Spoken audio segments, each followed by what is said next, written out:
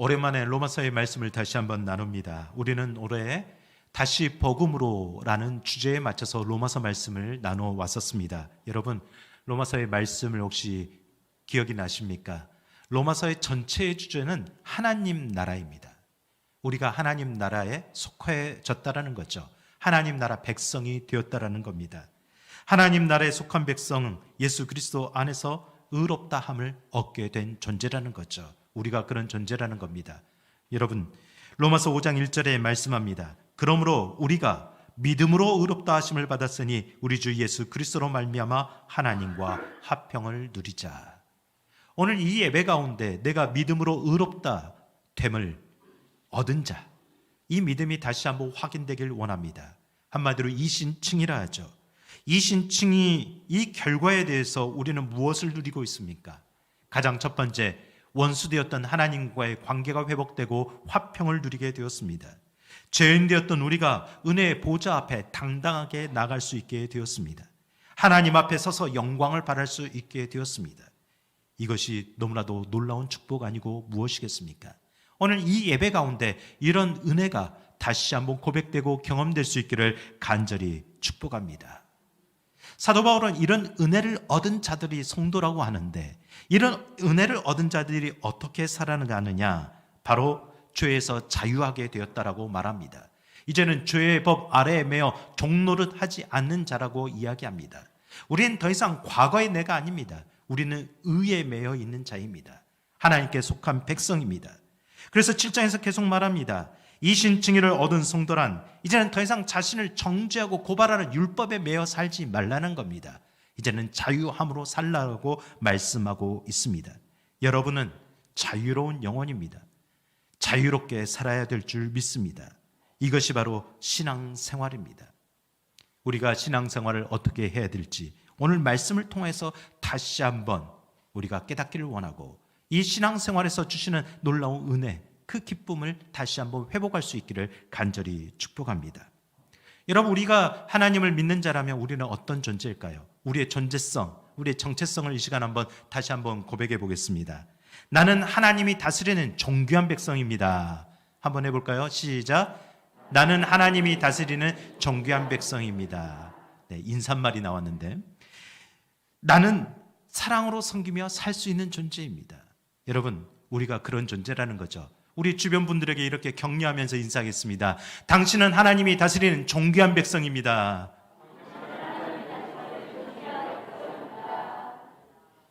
존귀한 백성처럼 보이시죠? 그럼 우리가 어떻게 살아야 될까요? 사랑으로 섬기며 살아가야 됩니다. 다시 한번 우리 주변 분들과 함께 이렇게 한번 이야기를 나누겠습니다. 사랑으로 섬기며 살아가십시다. 우리 몸된 교회가 그런 교회 되길 원합니다. 여러분, 우리가 신앙생활을 한다라는 것, 그것은 바로 사도 바울의 이 로마서의 말씀을 통해서 두 가지 영적 교훈을 얻을 수 있습니다. 첫 번째, 신앙생활은 율법에 매여서 억눌려 하는 것이 아니라 은혜 아래 자유함으로 한다라는 겁니다. 우리 2절과 3절 말씀을 다시 한번 읽어보겠습니다. 남편 있는 여인이 그 남편 생전에는 법으로 그에게 매인바 되나 만일 그 남편이 죽으면 남편의 법에서 벗어나느니라. 그러므로 만일 그 남편 생전에 다른 사람에게 가면 음녀라. 그러나 만일 남편이 죽으면 그 법에서 자유롭게 되나니 다른 남자에게 갈지라도 음녀가 되지 아니하느니라. 갑자기 이게 뜬금없이 무슨 말일까요? 가정의 달이라고 이런 말을 나누는 게 아닙니다. 사도 바울은 신앙생활을 열심히 하는 성도들의 모습을 보니 어떻게 하면 기쁨을 누릴까? 어떻게 하면 자유하게 살까? 설명하기가 참 어려웠던 것 같습니다. 그래서 그 당시의 문화적인 결혼 생활, 그 관습을 놓고 설명한 겁니다. 여러분, 오늘날 우리나라는 참 결혼 문화가 많이 바뀌었죠. 그러나 우리나라도 과거에는 굉장히 남성 중심 가부장적인 문화 속에서 살았습니다. 유래 그 당시에도 마찬가지입니다. 굉장히 가부장적인 결혼 문화를 가지고 있었습니다. 그 당시 여성들이 결혼하면 법적으로 구속되어 있습니다. 그래서 한 남편의 아내가 되어서 평생 떠나지 못했다는 거죠. 행복한 일이죠. 네. 갑자기 이렇게 말하니까 좀 이상해지는데요. 네. 저는 행복합니다. 네. 여러분도 행복하시길 바랍니다. 중요한 것은요, 이 남편과 함께 살아가는데 남편이 죽기 전까지는 절대 벗어날 수 없는 법적인 관계가 형성되었다는 겁니다. 오늘 젊은 사람들을 보면 이 법적 관계가 싫어서 아마 결혼이 조금 부담스럽기도 하나 봅니다. 어쨌든 남편이 죽을 때만 자유롭게 될 수 있는데 여러분, 그 남편이 너무너무 싫어서 그 남편이 굉장히 나에게 잘못된 일을 행하여서 주님과 함께하는 시간 잠시 꺼두셔도 되겠습니다. 싫어서 다른 남자를 만난다고 쳐봅니다. 그래서 옛 애인이 자꾸 생각납니다. 그 사람을 다시 만나고 싶습니다. 그러면 그것이 안 된다라는 거죠. 그래서 성경은 그것을 음녀라고 말합니다. 여러분, 간음죄에서 율법은 죽음뿐이었습니다. 그 율법에 의해서는 어떤 변명도 용서도 있을 수가 없었습니다. 그것이 당연하고 옳은 일이라고 여겼기 때문이죠. 근데 문제가 하나 있습니다. 자신이 사랑했던 그 남편이, 예를 들어서 여러분, 여성분들에게 묻겠습니다. 여러분의 남편이 율법시라고 해보십시오. 말만 해도 숨이 탁 막혀 오시는 느낌이 있을 수 있습니다. 처음에 만났을 때는 율법씨가 너무 성실하고 올바르고 책임감 있는 모습에 반해서 결혼을 했습니다. 여러분도 그렇게 결혼을 하셨죠? 그런데 하룻밤 지나고 나니까 그때부터 고통이 시작됩니다. 율법씨는 모든 면에서 하나하나 지적을 하기 시작합니다. 이것도 잘못했다, 저것도 잘못했다. 정말 하나하나 행동 하나에 야단을 칩니다. 그리고 실수를 용납하지 않습니다. 완벽하기를 원합니다. 사람이 어떻게 완벽할 수 있겠습니까? 결혼을 하다 보니 옷걸이 하나 거는 것 때문에 싸우고 양말 하나 뒤집어 벗는 것 때문에 싸우고, 그게 결혼 생활 맞죠? 저만 그런가요? 네, 저는 아닌데요. 그렇게 살아가는데 여러분, 만약 남편이 폭력을 휘둔다면, 그가 알코올 중독이 되어서 여러 가지 일들을 행한다면 살 수가 없는 일이죠. 그럼에도 불구하고 그 아내는 벗어날 수가 없었다라는 겁니다. 그렇다면 그 아내의 삶은 어떻겠습니까? 하루하루가 고역이 되겠죠. 자유롭고 싶지만 남편이 죽을 때까지 자유로울 수 없는 존재, 매여 있는 존재라고 합니다. 그러면 그 아내의 생각은 어떻겠습니까? 날마다 이곳에서 어떻게 벗어날 수 있을까? 나는 언제 자유로울 수 있을까? 나는 언제 행복할 수 있을까? 늘 그런 안타까운 인생을 살아가게 된다는 것 아닙니까? 바로 이것이 율법과의 관계라는 겁니다. 많은 성도들은 은혜로 신앙생활을 시작합니다. 은혜를 받아서 너무 좋습니다. 하나님의 사랑을 느꼈습니다. 그러니 하나님이 기뻐하는 일들을 무엇인가 해보고 싶습니다. 그래서 한 가지 한 가지 실천해 봅니다. 말씀을 읽습니다. 열심히 기도 생활합니다. 헌신합니다. 봉사합니다. 거기까지는 좋습니다. 그런데 거기까지 하면서 점점 이것이 율법주의가 되는 겁니다. 자기의 하는 일들이 공로가 되는 거죠. 하나님께 인정받기를 원합니다. 그리고 하나님, 제가 이 정도 했으니까 당연히 축복해 줘야 되는 것 아닙니까? 이렇게 영수증을 내밀기 시작합니다. 그리고 다른 사람들을 보며 판단합니다. 아니, 저 사람들은 왜 저렇게 신앙생활을 하지? 왜 나처럼 헌신하지 못하지? 나처럼 이렇게 하지 못하지? 왜 새벽 기도에 나오진 않지? 왜 이렇게 하나님 말씀대로 살아가질 않지? 이렇게 자꾸 정죄하고 판단하는 그런 시선들이 많아지게 되는 겁니다. 바로 그렇게 신앙생활을 하면 신앙생활의 기쁨이 사라지게 되는 거죠. 신앙생활이 하나도 행복하지가 않게 되는 겁니다. 이런 현상들이 초대교회에서 일어나고 있었습니다. 사도 바울이 개척한 갈라디아 교회가 있었는데요. 갈라디아 교회를 이제 잘 세워놓고 바울이 다른 곳으로 전도 여행을 떠났는데 갑자기 너무 슬픈 소식이 들려옵니다. 그 갈라디아 교회에 자신이 전한 복음이 아닌 다른 복음을 전하는 거짓 교사들이 그들을 미혹하고 있다는 소식입니다. 갈라디아 1장 6절 말씀을 보면 그리스도의 은혜로 너희를 부르신 이를 이같이 속히 떠나 다른 복음을 따르는 것을 내가 이상하게 여기노라. 왜 너희들은 내가 전한 예수 그리스도의 복음을 따르지 않고 다른 것을 자꾸 주장하느냐라고 묻는 겁니다. 그들이 무엇이라고 말합니까? 예수 잘 믿는 거 중요해. 그런데 율법을 지켜야 구원받을 수 있어. 율법을 지키지 않으면 구원받을 수 없다라고 말합니다. 맞는 말입니까? 틀린 말입니까? 별로 반응이 없으시네요. 율법을 잘 지켜야 구원받을 수 있을까요? 아닐까요? 네. 율법을 잘 지켜야 되죠. 당연한 겁니다. 율법은 선한 것이기 때문이죠. 여러분, 오늘 7장 말씀에 쭉 내려가서 보면 12절에 보십시오. 이로 보건대 율법은 거룩하고 계명도 거룩하고 의로우며 선하도다라고 이야기합니다. 하나님이 주신 율법은 선하고 의롭고 거룩한 겁니다. 율법은 나쁜 것이 아니에요. 율법 씨와 결혼한 것이 잘못된 일이 아닙니다. 중요한 것은 그 안에서 율법만이 남아 있다라는 것이죠. 이렇게 율법주의자들이 되는 겁니다. 오직 믿음으로 구원받았다는 사실을 잃어버리게 되는 거죠. 은혜는 다 사라지고 마음 가운데 율법만 남게 되는 겁니다. 이렇게 율법만 남는 것, 여러분 곰곰이 생각해 보면 신앙생활을 오래 한 사람일수록 더 그러기가 쉽습니다. 직분을 가질수록 더 그러기가 쉽습니다. 여러분은 어떠십니까? 그래서 사도 바울이 갈라디아서 3장 1절과 2절에 말합니다. 어리석도다 갈라디아 사람들아, 예수 그리스도께서 십자가에 못 박히신 것이 너희 눈앞에 밝히 보이거늘 누가 너희를 꾀더냐? 너는 예수 그리스도의 십자가를 보지 않았느냐? 그 은혜를 경험하지 않았느냐? 왜 그런데 그 은혜를 자꾸 버리고 과거의 그 율법의 조문으로 돌아가려고 하느냐? 여러분, 율법은 하나님께서 모세를 통해 주신 법입니다. 그 율법을 주심으로써 그때부터 이스라엘 백성들이 하나님의 백성이 되었다라고 증명서를 발급받은 겁니다. 언약 관계가 형성된 거예요. 그래서 율법은요, 그것이 없으면 우리가 하나님의 백성이라는 것을 증명할 수가 없는 겁니다. 그처럼 가장 기초적이고 가장 중요한 겁니다.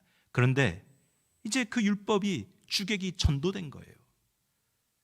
그 율법이 구원을 이끌어 가려고 합니다.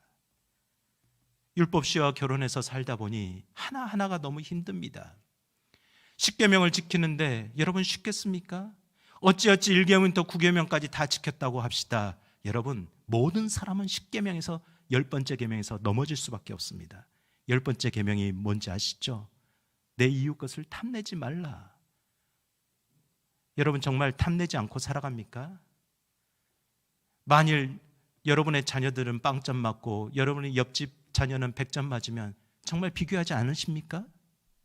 내 남편은 진급하지 않고 말단 대리인데 같은 입사했던 다른 집 남편은 계속 승승장구 진급합니다.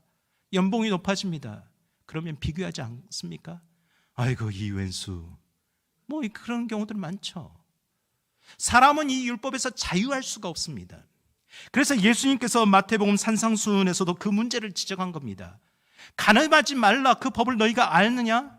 그런데 이미 여성을 보고 마음에 음욕을 품는 자, 남성을 보고 저 남자 갖고 싶다라고 말하는 그 순간 다 간음한 사람과 똑같다라고 말합니다. 도둑질하지 않는다고 당당히 말하느냐? 다른 것을 사람이 가지고 있는 것을 갖고 싶다고 욕심 부리는 순간 이미 도둑질한 것과 똑같다라고 이야기합니다. 내 이웃을 사랑하라, 형제를 미워하지 말라라는 그 율법을 아느냐? 그런데 어떡하냐? 너희가 형제를 대하여 나가라 한다, 바보라고 욕하고 무시하는 그 순간 율법을 범하는 것과 같다라고 말합니다. 이렇게 말하니 율법을 지킬 사람이 세상에 누가 있습니까? 율법은 선하고 좋은 곳으로 주셨는데, 천국으로 안내하는 길로 주셨는데 자꾸 죄의 길로 안내하는 겁니다. 자꾸 마음속에 정죄감이 듣게 만드는 겁니다. 여러분, 너무 정죄감을 가지고 사시지 마시기 바랍니다. 하나님께서 저희에게 원하시는 것은 율법주의자가 되라는 것이 아닙니다. 진리 안에서 자유하길 원하고 계십니다. 예수님 당시에도 그런 율법주의자들이 참 많았습니다. 마가복음 3장에 보면요, 예수님이 안식일에 회당을 찾아가셨다라는 장면이 나옵니다. 예수님은 늘 안식일이 되면 여러분이 주일에 교회에 오듯이 예배를 드리러 갔습니다. 그런데 가다 보니 그 성전 저 뒷모퉁이에 손이 마른 사람이 앉아 있었습니다. 손이 말랐다라는 것은 오늘날로 보면 뇌졸중이 생겨서 한쪽 손을 사용하지 못하게 되었거나 아니면 태어날 때부터 중증 장애가 있어서 고통받고 있다라고 생각해 볼 수 있습니다. 얼마나 힘든 삶입니까? 그래서 예수님이 무엇을 했습니까? 안식일에 회당에 가서 그를 고쳐주셨습니다. 그런데 이상한 것은 바리새인들의 태도입니다. 그들의 태도입니다. 마가복음 3장 2절 이하에서 보면 이렇게 말합니다. 사람들이 예수를 고발하려 하여 안식일에 그 사람을 고치시는가 출시하고 있거늘. 예수님이 또 고치려는가? 우리가 한번 보자. 그래서 예수께서 손 마른 사람에게 이르시되 한가운데에 일어서라 하시고 그들에게 이르시되 함께 읽겠습니다. 안식일에 선을 행하는 것과 악을 행하는 것, 생명을 구하는 것과 죽이는 것, 어느 것이 옳으냐 하시니 그들이 잠잠하거늘 그들의 마음이 완악함을 탄식하사 노하심으로 그들을 둘러보시고 그들에게 이르시되 내 손을 내밀라 하시니 내밀매 그 손이 회복되었더라. 아멘. 저는 소망합니다. 인생의 수많은 기도의 제목을 가지고 이 자리까지 오신 사랑하는 성도 여러분, 예수님 앞에 여러분의 기도의 제목을 내어놨을 때 안식일에 손 마른 사람이 치유된 것처럼 오늘도 그 생명의 은혜가 오늘 저와 여러분들에게 임하시기를 간절히 축복합니다. 오늘도 그 놀라운 은혜로 자유함 얻을 수 있고 행복하게 살아갈 수 있는 것이 예수 그리스도 안에서 경험되기를 간절히 축복합니다. 그런데 율법주의자들은 그거에 아무런 관심이 없었습니다. 다른 사람이 어떤 고통을 가지고 이 자리에 있는지, 다른 사람이 왜 눈물을 흘리며 기도하는지, 자기 기도만 응답되면 되기 때문에 아무런 관심이 없었다라는 거죠. 오직 관심 있는 것은 저 사람이 율법을 지키는가 지키지 않는가 보자. 그래서 주목하여 예수님을 쳐다본 것이고 그들은 예수님이 고치자 당장 예수님을 고발한 겁니다. 여러분, 우리는 한 가지 중요한 일을 생각해야 됩니다. 예수님이 고쳤다라는 게 중요한 게 아니고 예수님이 언제 어디서 고쳤느냐가 중요합니다. 예수님은 안식일에 회당에서 고치셨습니다. 예수님은 주일날 예배드리는 자리에서 기적을 행하셨습니다. 왜요? 그 당시에 안식일법은 사람을 고쳐서는 안 된다라고 명시했기 때문이죠. 예수님이 단순히 그 조문에 쓰여진 율법을 어겼다라고 생각했기 때문입니다. 율법을 가지고 율법주의로 살아가는 사람의 태도입니다. 오로지 율법에 빠져 오류에 빠지게 되는 것이 문제인 것을 깨닫지 못하는 거죠. 그런 율법자들의 끝이 어디에 있는지 아십니까? 우리가 읽었던 마가복음 3장 6절 말씀을 보세요.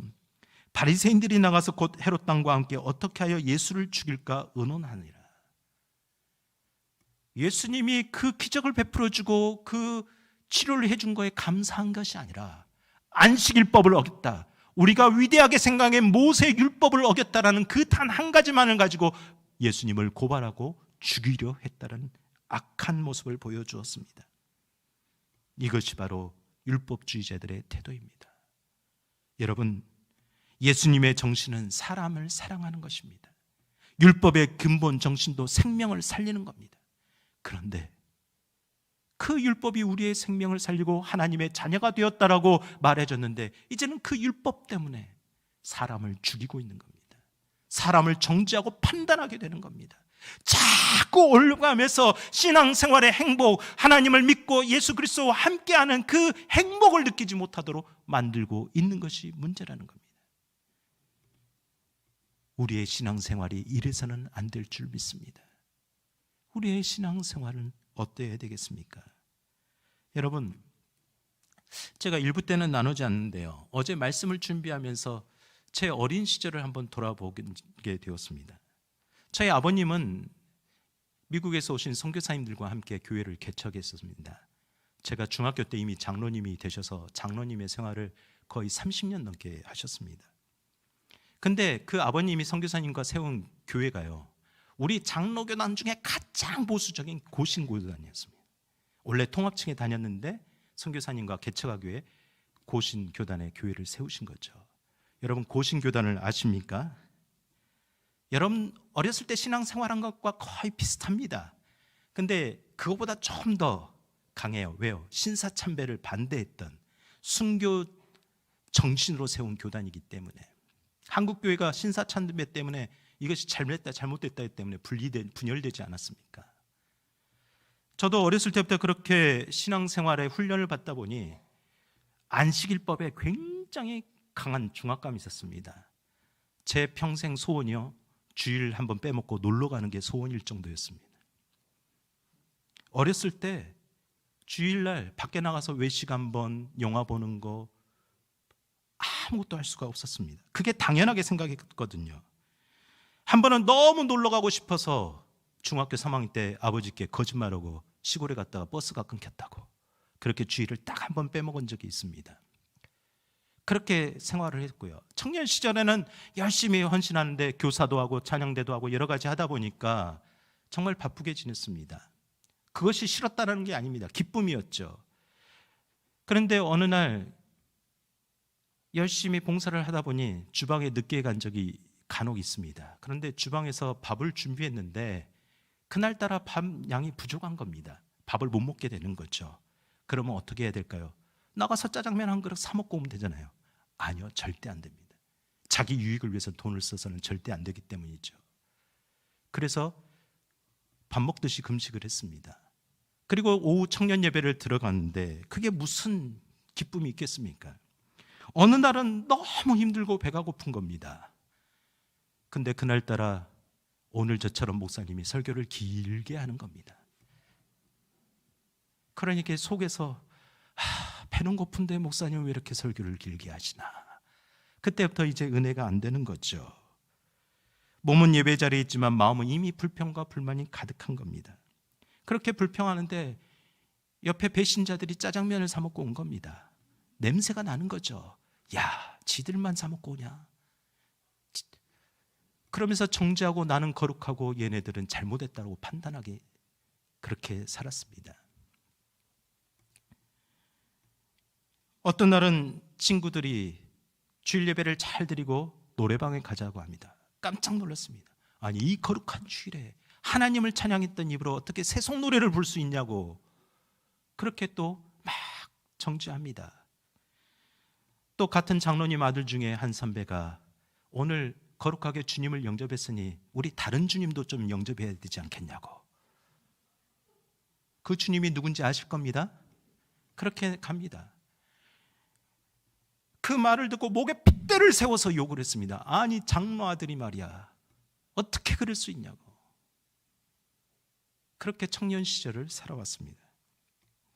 그런데 곰곰이 생각해 보니까 얼마나 내가 자의에 강했던가, 얼마나 내가 다른 사람을 판단하고 정죄했던가. 참 별 볼 일 없는데 그렇게 잘난 척했구나, 이런 생각이 들게 되는 겁니다. 근데 문제는 목사가 되니까요, 또 이런 것이 울컥울컥 속에서 올라오려고 하는 겁니다. 왜 저분은 저렇게 신앙생활을 저것밖에 하지 못할까? 왜 꼭 저렇게 해야 될까? 뭐 하려고 직분은 받았나?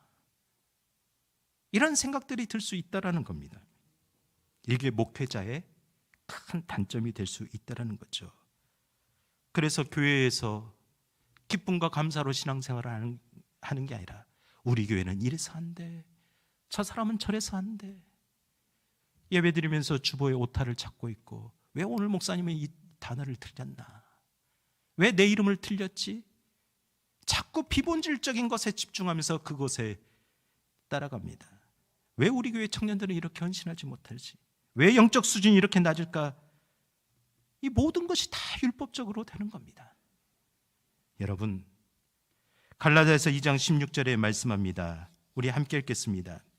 사람이 의롭게 되는 것은 율법의 행위로 말미암이 아니요 오직 예수 그리스도를 믿음으로 말미암은 줄 알므로 우리도 그리스도 예수를 믿나니 이는 우리가 율법의 행위로서가 아니고 그리스도를 믿음으로써 의롭다 함을 얻으려 함이라. 율법의 행위로서는 의롭다 함을 얻을 육체가 없느니라. 믿으십니까? 여러분은 예수 그리스도께서 왜 피 흘려 죽으셨는지를 알아야 됩니다. 여러분, 예수 그리스도께서 나를 위해 왜 십자가에 죽으셨는지를 알아야 된다는 겁니다. 왜 죽으셨습니까? 단지 내 죄를 용서하시고 구원하시기 위해? 단순하죠. 그러나 그것을 좀 더 깊이 보면 내가 그 율법을 다 지킬 수 없으니까 맨날 율법시에게 정죄당하고 판단당하고 그렇게 힘들게 신앙생활을 하니까 그러지 말라라는 겁니다. 더 이상 너를 정죄할 사람이 없다라는 겁니다. 더 이상 너를 얽매이게 할 존재가 없다라는 거죠. 하나님 앞에 기쁨을 회복하고 감격하며 감사하며 신앙생활을 하기를 원한다. 내가 그래서 너를 위해 너희가 지키지 못하는 율법을 십자가에서 완성했다라고 말씀하고 있는 겁니다. 그리고 선언하시는 겁니다. 그래서 예수 안에 있는 자마다 믿음으로 말미암아 의롭게 되었다. 그러니 얼마나 여러분이 존귀한 존재입니까? 함께 이렇게 예배드리는 여러분들이 얼마나 귀중한 존재입니까? 여러분, 제가 가끔 말하는 게 있죠. 신앙생활은 억지로 하는 게 아니라는 거죠. 달달 볶아서 하는 게 아닙니다. 과거에 그렇게 했다고 자랑하지 마세요. 신앙생활은 눌림이 아니라 누림입니다. 신앙생활은 얽매임이 아니라 자유함입니다. 예수 그리스도 안에 있는 자가 얻는 그런 놀라운 기쁨입니다. 그런 마음이 여러분 안에 있기를 간절히 축복합니다. 그러므로 두 번째 신앙생활은요, 성령 안에서의 율법을 따라가는 생활입니다. 여러분, 율법 하지 말아 했다니 율법을 완전히 잘못된 것이다, 율법은 없어져야 된다라고 생각하면 착각입니다. 그것은 잘못된 신앙입니다. 하나님이 율법을 주신 이유를 우리는 분명히 알고 있잖아요. 그럼에도 4절에 우리에게 이렇게 말씀하죠. 우리 4절 읽겠습니다. 그러므로 내 형제들아, 너희도 그리스도의 몸으로 말미암아 율법에 대하여 죽임을 당하였으니 이는 다른 이 곧 죽은 자 가운데서 살아나신 이에게 가서 우리가 하나님을 위하여 열매를 맺게 하려 함이라. 아멘. 과거에 내가 율법의 열매를 맺기 위해서 애를 썼다면, 십계명을 지키기에 애를 썼다면, 이제는 그것이 아니라 예수 그리스도 안에서 하나님을 위하여 열매를 맺기 위해 이제 애를 쓴다는 거죠. 우리는 그분의 은혜로 인해서, 그분의 보혈로 인해서, 그분의 공로로 인해서, 그분을 의지하여서 이제는 의롭다 칭함을 얻게 된 존재입니다. 그러면 이제 어떻게 살아야 되겠습니까? 이제는 내 공로를 내세우지 않습니다. 내가 이것 하나 했다고 자랑하지 않습니다. 내가 이것 헌신했다라고 나의 지분을 요구하지 않습니다. 내가 어찌할꼬? 나는 할 수가 없습니다. 예수님 아니면 나는 할 수가 없습니다. 주님이 하시면 제가 이 율법을 어떻게 다 지키겠습니까? 주님, 저는 연약한 존재입니다. 그러나 주님께서 나를 이끌어 가신다면 저는 할 수 있습니다. 이런 고백이 우리의 고백이 되어야 될 줄 믿습니다. 그것이 바로 율법에 대하여 죽임을 당했다는 표현입니다. 여러분 4절 말씀을 분명히 보세요. 너희도 그리스도의 몸으로 말미암아 율법에 대하여 죽임을 당하였나니라고 말하죠. 율법에 대하여 죽임을 당했다니까 율법이 죽었다고 오해하는 사람이 있습니다. 율법은 죽어서 없어지는 것이고 이제는 예수 그리스도 안에서 사는 것이다. 잘못된 해석입니다. 율법에 대하여 죽은 존재가 되었다라는 겁니다. 즉 하나님의 율법은 영원하고 완성하며 거룩한데 그 율법을 지키려던 나의 죄성에 연약해서 그 율법을 지키지 못했다면 이제는 그 율법을 대하는 태도가 바뀌었다라는 겁니다. 이제는 옛날처럼 그 율법을 대하지 않겠다라는 거죠. 옛날처럼 억지로 하나님의 말씀을 대하지 않겠다라는 겁니다. 억지로 떠먹여 줘서 먹는 그런 유아적 신앙을 벗어나서 성숙한 신앙으로 살겠다라는 거죠. 율법에 비참하게 끌려가거나 아니면 아예 율법을 무시하고 제멋대로 살던 모습의 모든 태도를 다 버리겠다라는 겁니다. 이것이 신앙의 결단인 줄 믿습니다. 사랑하는 성도 여러분, 하나님의 약속의 말씀은 영원하신 줄 믿으십니까? 그 말씀이 오늘 우리에게도 이루어지심을 믿으십니까? 그런 기대감이 있으십니까? 아브라함에게 하셨던 약속이 구약의 약속으로만 끝나는 것이 아니라 오늘 우리에게 임하시는 약속인 줄 믿으십니까? 그런 기대감이 없으면 신앙생활을 할 수가 없습니다. 여러분 기대감을 가지시기를 바랍니다. 그래서 마태복음 5장 18절에 진실로 너희에게 이르노니 천지가 없어지기 전에는 율법의 1.1획도 결코 없어지지 아니하고 다 이루리라. 아멘. 율법은 폐기되는 거나 없어지는 것이 아닙니다. 바뀌는 것은요, 내가 바뀌는 겁니다. 영원하신 하나님의 말씀을 대하는 태도가 바뀌는 거죠. 그 말씀을 신뢰하는 태도가 바뀌는 겁니다. 그 말씀을 따라가고자 하는 그런 모습이 바뀌는 겁니다. 어떻게요? 5절과 6절 말씀을 읽겠습니다.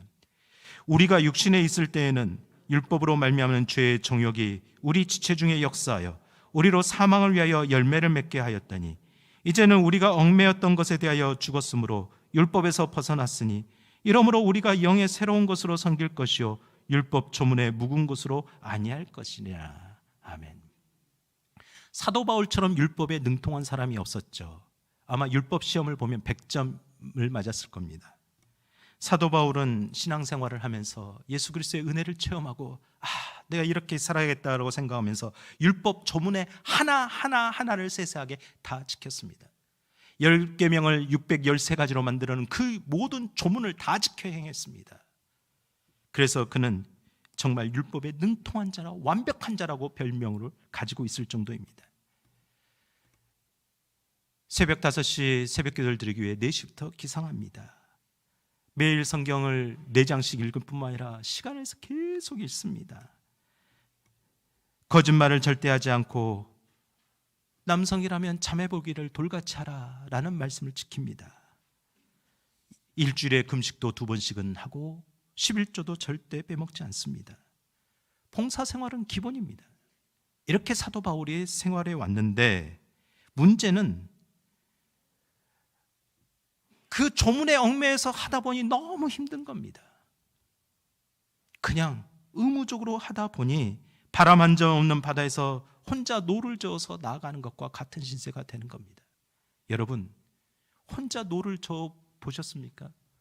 너무너무 힘듭니다. 그런데 이제 반대의 인생이 되는 겁니다. 말씀의 조문에 그 글자에 얽매이는 것이 아니라 영의 새로운 것 성령 안에서 신바람 나게 생활하는 겁니다. 혼자 노를 저어서 나가기는 어렵지만 돛대를 달고 바람이 불면 그냥 쑥쑥 나가게 되는 겁니다. 수백 톤의 범선들도 바람을 타고 태평양을 건너고 대서양을 건넜습니다. 우리가 십자가가 많고 할 일도 많지만 성령 안에 있을 때 그 은혜를 경험할 때 성령님의 도우심을 받을 때 우리가 기쁨과 열정으로 감당할 수 있다는 겁니다. 율법적으로 얽매여서 일하는 거면 탈진할 수밖에 없지만 성령 안에서 그 일을 하다 보니 그 일이 기쁘고 즐거운 겁니다. 내 시간을 사용해도 기쁘고 내 지갑이 열어줘도 기쁘고 모든 것이 기쁘고 감사합니다. 하나님이 오늘 이 시간 나를 사용해 주심에 감사하는 겁니다. 사랑하니까 조금 더 자신이 율법적으로 매여 있어도 그것이 매인 것처럼 느껴지지 않는 겁니다. 더 열심히 신앙생활을 하고자 하는 열정들이 일어나는 거죠. 여러분의 지금 신앙생활은 어떻습니까? 좁은 길을 걸어가도 정말 기쁘십니까? 아니면 율법적으로 자기도 생활하고 남들도 보고 있습니까? 한 여서성 교사님의 간증을 나누며 말씀을 마치겠습니다. 청년 시절 한 남자의 매력에 빠져들어서 결혼을 하게 되었답니다. 그런데 그 매력이 잠깐이죠. 콩깍지가 벗어나면 그 실체가 드러나게 되어 있는 겁니다. 결혼을 했는데 알지 못했던 그 남편의 그 모습이 실체가 보이기 시작한 거죠. 매일 술을 먹는 겁니다. 현장에서 일을 하고 들어와서 그 아내에게 폭력을 행합니다. 머리채를 잡고 좁은 골목길을 사람들이 보는 앞에서 인산불성이 되어 난리가 나는 게 하루 이틀이 아닙니다. 어떻게 해야 되나? 그럼에도 부모님께 결혼 생활을 성공하는 모습을 보여주고 싶어서 당장 이혼은 하지 못했습니다.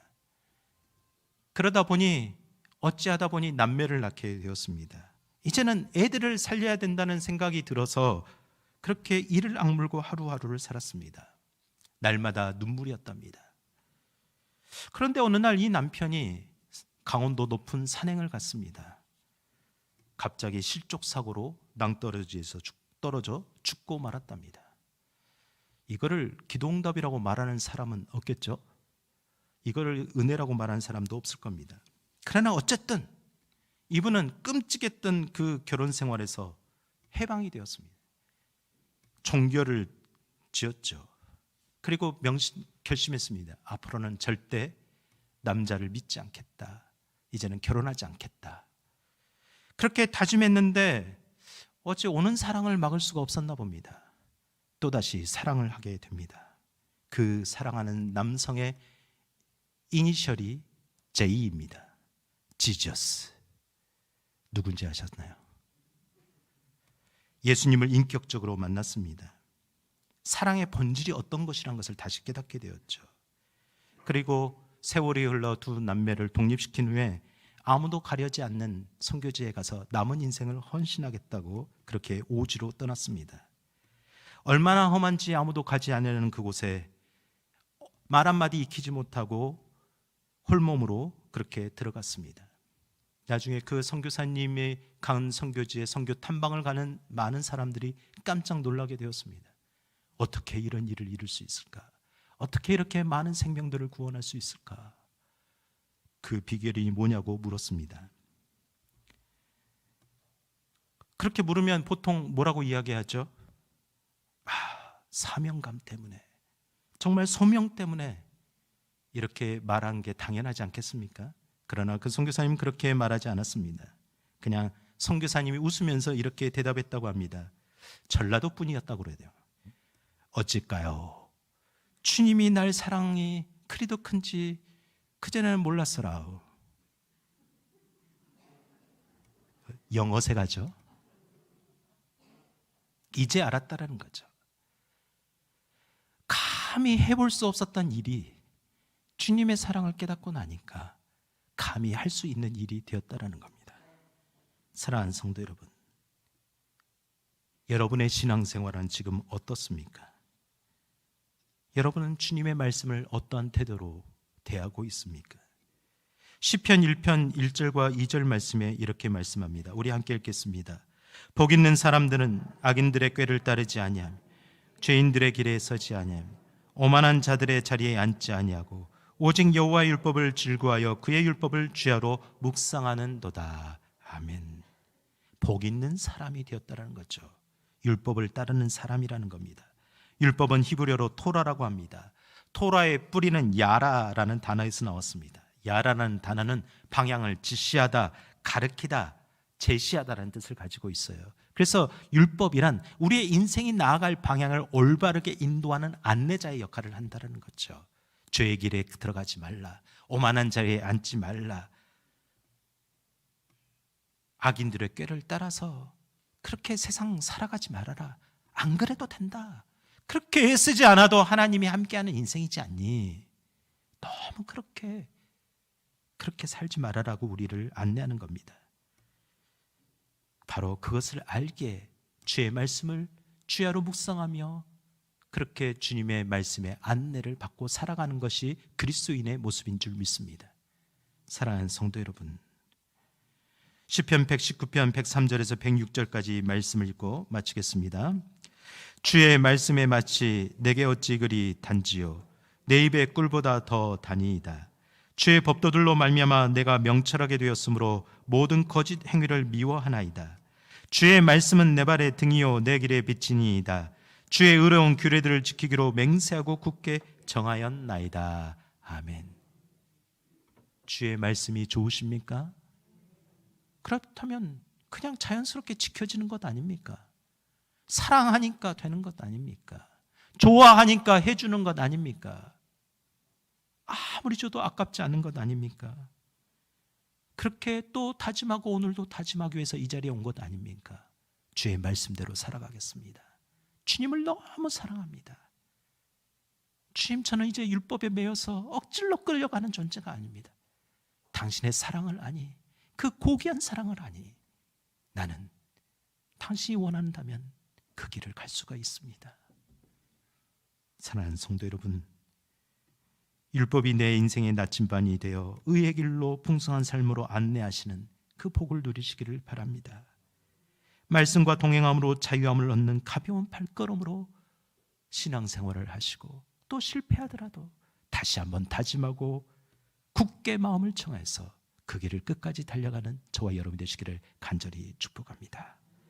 우리 함께 기도하십시다. 하나님, 이제는 자유하는 인생으로 살겠습니다. 방종이 아니라 주님의 말씀 앞에 그 말씀에 따라 즐거움과 기꺼이 감사함으로 따라가는 인생으로 살겠습니다. 오늘도 다시 한번 다짐하오니 주의 말씀을 기쁨으로 따라가게 하옵소서.